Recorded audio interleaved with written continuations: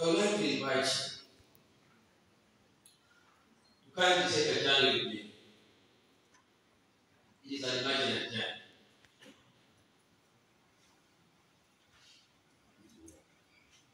You're just done taking a meal together with your loved one. He or she begins to share intimate expressions with you, using words through endearment. He or she discloses plans of taking a long journey, and perhaps it is your last moment together. Maybe he is leaving for Haiti, or to the DRC Congo, or to pursue Al-Shabaab in Somalia. Maybe he is relocating Wajuu because he's going to the diaspora. Maybe it is a deathbed conversation. You're talking to a dear one, and it is dawning to you that soon he will leave, she will leave. You're having last moments with a loved one. Think about that. Then he or she offers a gift. How much should you appreciate that gift? Would you treasure it or simply disregard it? Of course, this is a semblance of what Jesus did in John chapters 13 to 17. It was a high moment he did with the people whom Jesus loved. Then in John 15 verse 14, the focus of this great congress, I will deal with part A because these 3 days we cannot go beyond part A. John chapter 15 verse 14. Jesus made such a huge offer. He said, "You friends of me are." In other words, you are my friends. But then he added a conjunction of negation. If he provided some condition, if, of course, that is why we are asking us, what if we took this offer? Yes.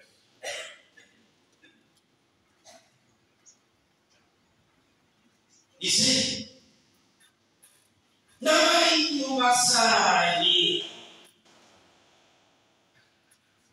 ni rafiki zangu usiye tena." What if we took that offer? What if we just became Masani to Jesus? What if we just decided that from now on we will go see Jesus? What if we just decided that going forward we will be friends of the Lord Jesus Christ? Well, I am not doubting our friendship with the Lord. I am just asking, what if we took that? The offer of friendship with the Lord. I am suggesting that 3 things will happen. We will handle these 3 things during these 3 days when it is summertime. Suggestion number 1. We will experience the presence of God in everything. Right. These 3 suggestions are just waiting to happen in the lives, businesses, jobs, and churches. If only we, stewardship leaders, accepted this offer.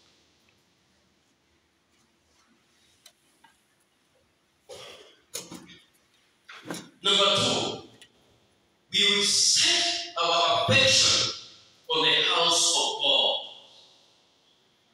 Number 3, we will reflect close-knit communities and personal relationships with one another.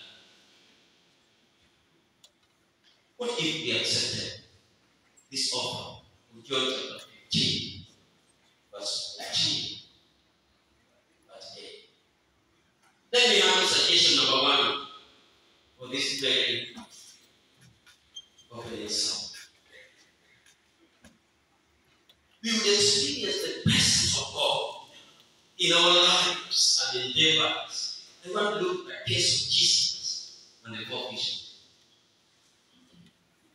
We will cast a glance at Luke chapter 5. It is a free-flow narration from verse 1 to 11. Allow me, I will not expound so much. I will not even read for the interest of time, because you have. I will take this from this caption.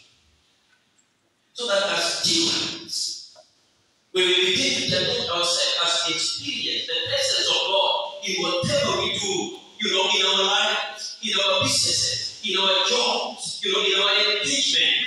What if we took the offer of friendship with the Lord Jesus Christ? The four fishermen experienced the presence of Jesus in their lives, in their jobs, in their business. First, it is important to consider that the New Testament uses the term "philos," that is here called friend, to denote a friend or someone who is loved dearly.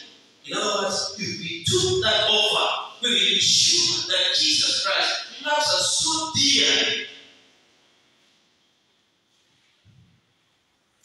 The New Testament uses this word "philo" to imply a close personal relationship characterized by mutual affection and care, that we are mutually related to the Lord Jesus Christ. That He is my friend, that He is your friend, that you walk together, that you work together, that you talk together. The New Testament uses this term "philo" to emphasize a bond of friendship and companionship. In other words, we are not just friends who keep parting ways when they are taking different demands, but wherever we go, we have an everlasting companion who is Jesus Christ our Lord. So even as we speak, even as we work, even as we promote, Jesus Christ is our close companion. What if we became philos with Jesus? What if we became philo of Jesus? What if we became friends with Jesus? So dearly loved, personally relating with Jesus, an eternal companion.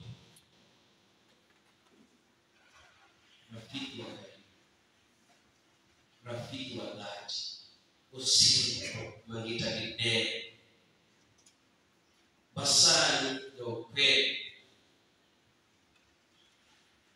Second, let's see 7 benefits that the presence of God will bring to our lives and endeavors if only we took the offer and became friends, philos, OCFA, marafiki with Jesus.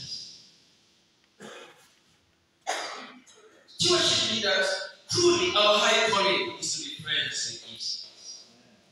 He has offered it. He is willing. It is not that we have agreed to go and request him for friendship. He has offered. What a privilege. What an opportunity we have. Let's look at the case of Jesus and the 4 fishermen to find these 7 benefits of having the presence of Jesus in your life as a friend. Number 1.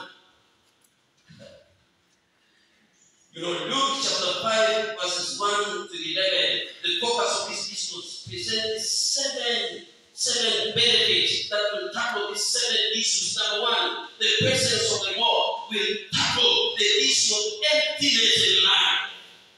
Sometimes life becomes empty. The presence of God in the life of Stephen will deal with the issue of repetitive routines of life that are so boring. The presence of Jesus in the life of someone will deal with the issue of trust in God. The trust issue. The presence of God in the life of Stephen will deal with the issue of success. Success has 2 wings, just like many things. It is a 2-pronged element. There are negative effects of success. There are positive effects of success. I tell you, when God is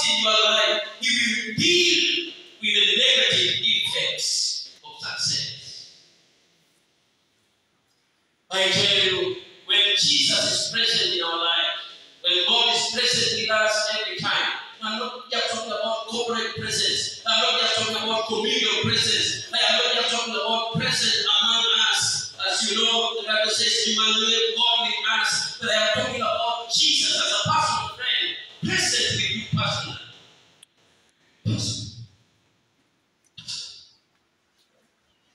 I keep asking him, even as I preach now, oh Jesus, I want to continue to be your friend.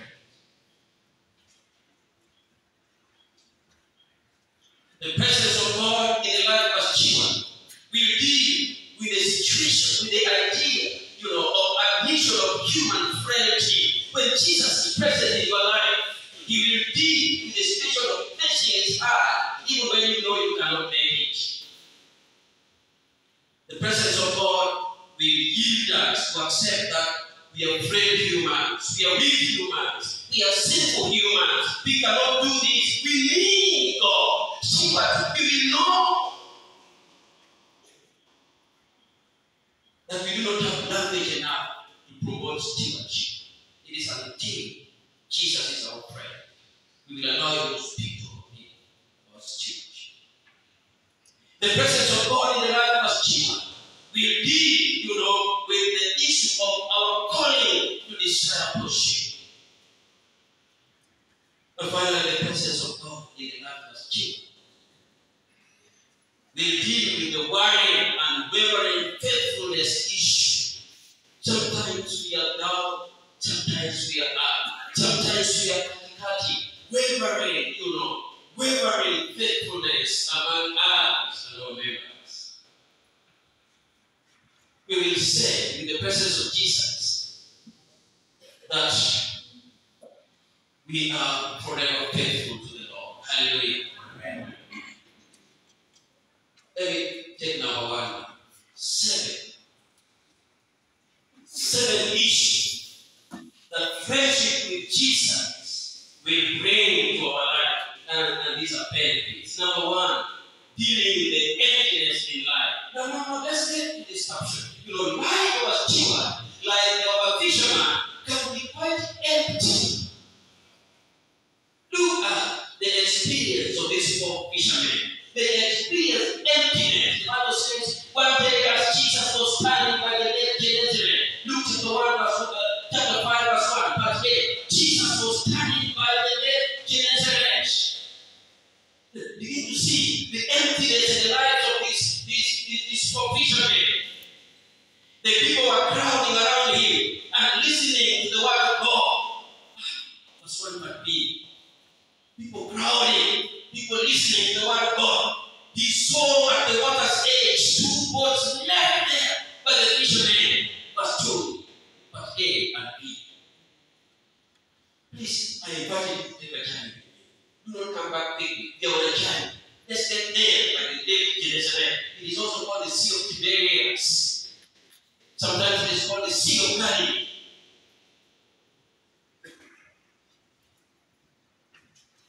We are looking at the fisherman, we are looking at the steward.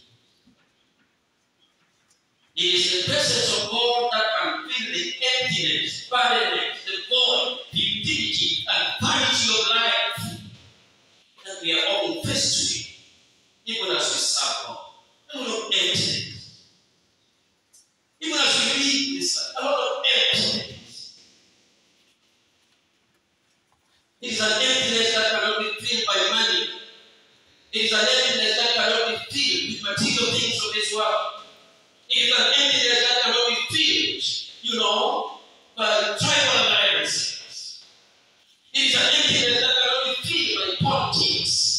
The presence of God, the Lord will fill that void, that emptiness. We need God, stewards. Stewards can experience emptiness. If you have heard of this common chorus, then you will agree with me that there's a lot of emptiness. When this chorus goes around you and it says, the coffers are empty, there is no money, pesa onge, hakuna nono, hakuna pesa, asina si bure. Or we are just waiting for the coming king. Or we are just waiting for the week of prayer. Or we are just waiting for high things. Those are indicators of deep emptiness in individuals, in people, in churches, in organizations.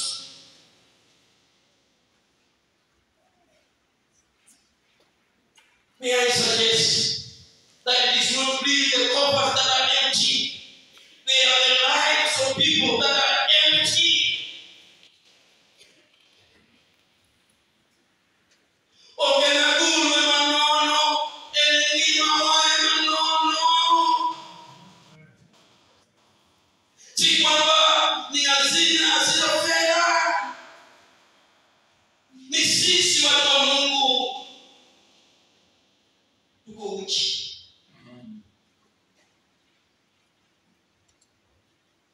If only we accepted the offer of friendship with Jesus, then everything would change. Our need for the presence of God. Look at the fisherman's contrasting experience. You know, they are in Gennesaret. Please, help me see the emptiness in the lives of these fishermen.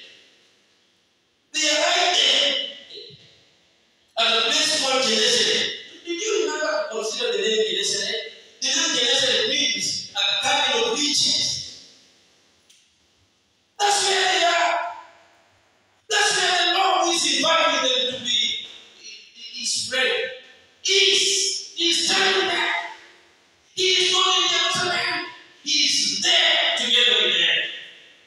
Oh, how I pray that someone will identify the Holy One in this holy hill. Even during these 3 days of stewardship congress, Jesus is just here. We are all the riches because the Nazareth is called a garden of riches.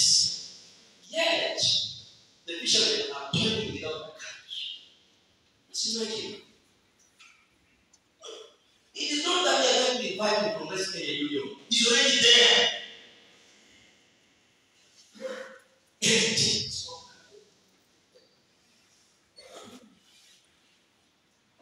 They are in the garden of the prince, because another name of the Gennesaret is not just the garden of riches, it is also called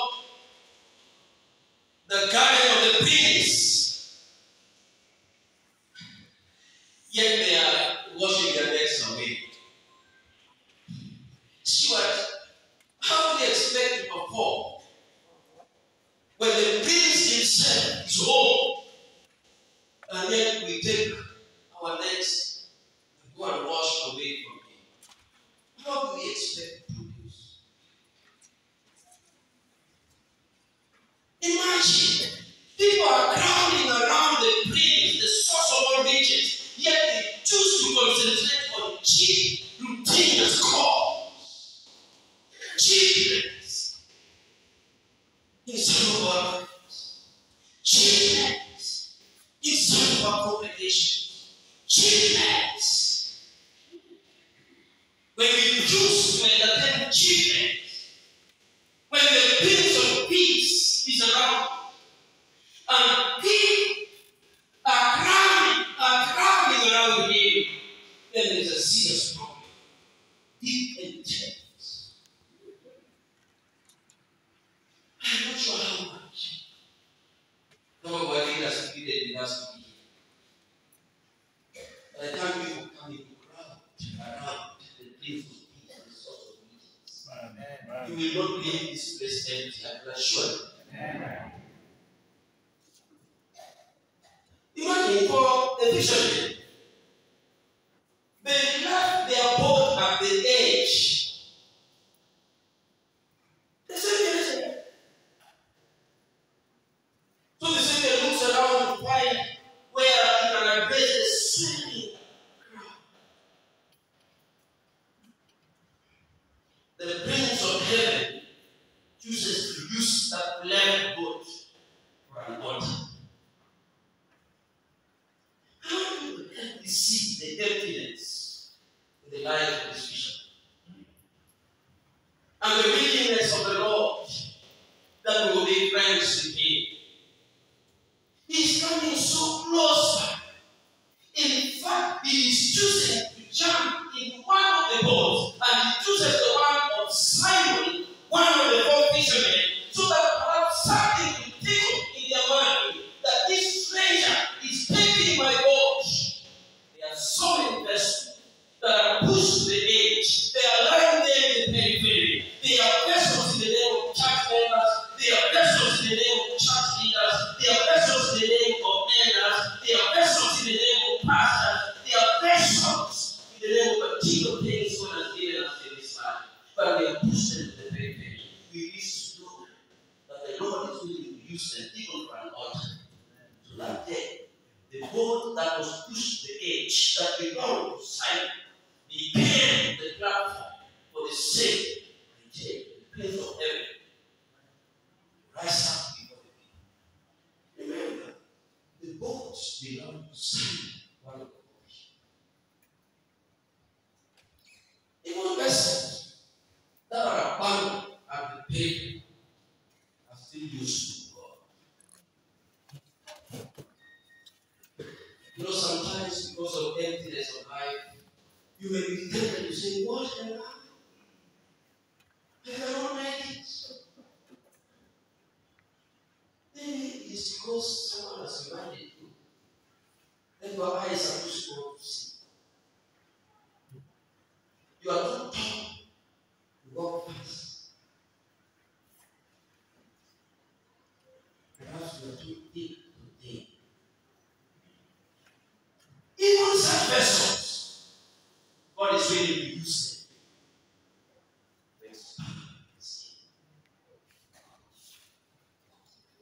It's a strange silence in the room.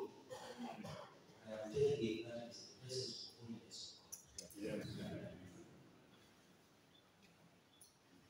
Life of a student, like a fisherman, can be unnecessarily repetitious, routinious, and boring. This is benefit number 2. If we took the present, if we took the moment to allow Jesus, he will deal with the repetitive routine issue in the life of Stephen, in the life of Christian, in our lives, in the life of our leader. You know, a fisherman's routine, of course, the daily routine is the weather. Actually, they are doing it in the morning hours. Most of them do it in the morning hours. At dawn. Some of them take night trips, but whatever time they take, the routine is the same. They prepare their gear. They take a trip to the sea. They load or they launch their gear. Then they have a trip back to the shore. Then they share the catch. Then they clean their boats. And then they repair their nets. They take time to rest and sleep. What a quiet routine.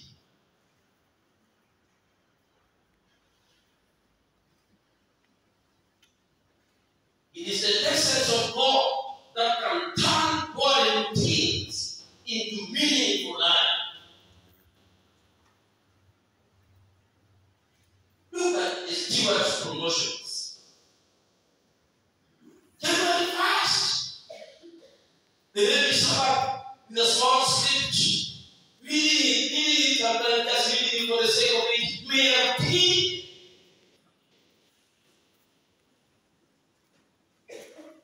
We are having the stewardship week of prayer. Let's promote. Let's promote. Then after that, the thing that the conference will launch out. Let's do promotion. Let's name our field. Let's name our conference. These two things are not bad. It's only that they can become very boring. I don't know if it was cheap. You're right. They are not bad.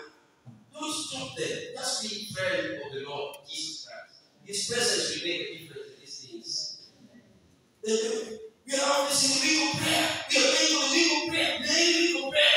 I learned that week of prayer used to be the other side of the union. It was in the lower region where we had. Those are our high weeks.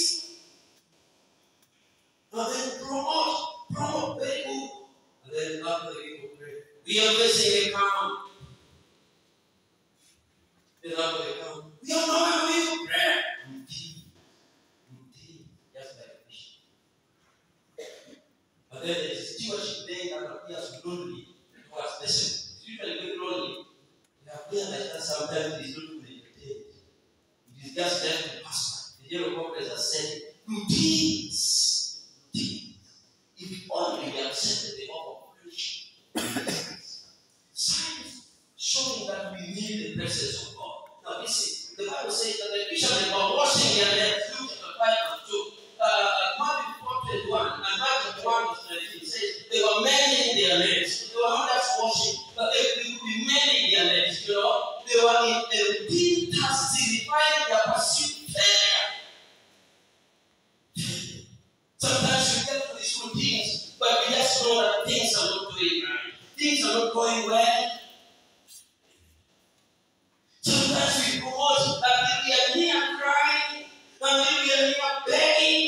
We say, please, why can't we just do it this time?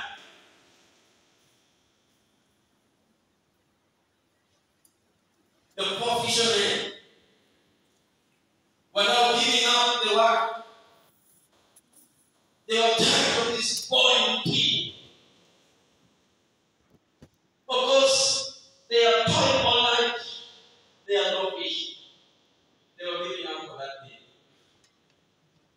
It was an empty day, an empty night, an empty moment. Let's just wash our nets and leave. Likely, they were weary and disappointed. And of course, that is how life treats us time after time. We became well tired, disappointed. Sometimes it is just too much for you. You have just done a lot and you don't seem to see any product. Yesterday, I went to the works. When you presented the statistics to the union, it was this week Sunday. Then, as the person was sitting right behind me. When I saw the figures, I really got hurt. Wow. I said, look at us. Look at how we are doing. And then, Pastor Bassi also had the sorry for that. Yes, it's so much. And then, when that day, that short break was saying, I said, oh, Pastor, I am hurt. And then we say together, and the way we are doing promotion, routines. Routines can be very boring, very discouraging, very disappointing. You do your best, but when you look at the result, it's meager. I tell you, my friend, don't give up. Don't give up too soon. Don't begin to watch that too soon. Look at the presence of Jesus. Look at what he's about to do. When you are giving up, you are drifting to the realm of what is called conformity bias. Now, conformity bias is a situation where you just accept what people are telling you. You are just accept what people are telling you about yourself. They tell you you are a failure. They tell you you cannot make it. They tell you this place cannot perform. They tell you whether you do what, nothing can come from this place. That is called conformity bias. And today, many of our lives as stewards are drifted to this conformity bias. People have said they cannot make it. I cannot make it. People have said this place cannot produce. There is nothing good that can come from this place. People have said my church cannot perform. There is nothing that I can do. This is what the politicians were driven into. A biasly conformed steward says, our church or our district is poor. There is nothing we can do about it. It is a poor church. They have said, this church, this district is not in power. They are giving up because they have tried, but always others put them down. Biasly conformed steward will say, our church is just full of widows. By the way, that is hate speech for widows. Whoever told us that widows are poor?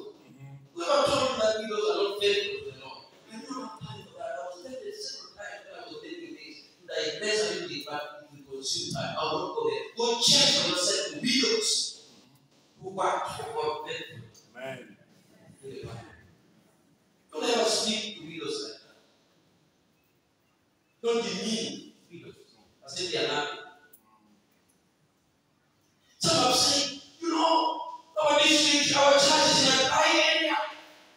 It is not like such a fertile district.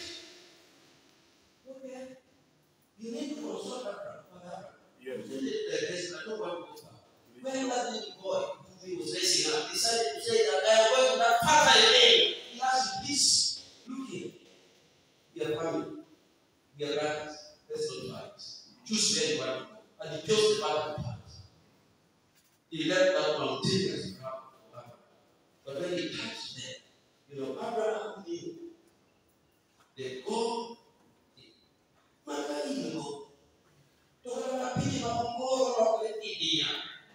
if you withdraw, if you make even those tight places become rivers of blessings. Hallelujah. Amen. We are not talking about geographical areas. We are seeking to have the Lord with us. He who created the mountains, He who set the rivers. If we are with Him, He will send rivers from Zion.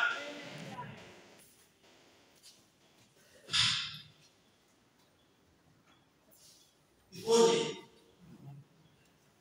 we accepted the offer.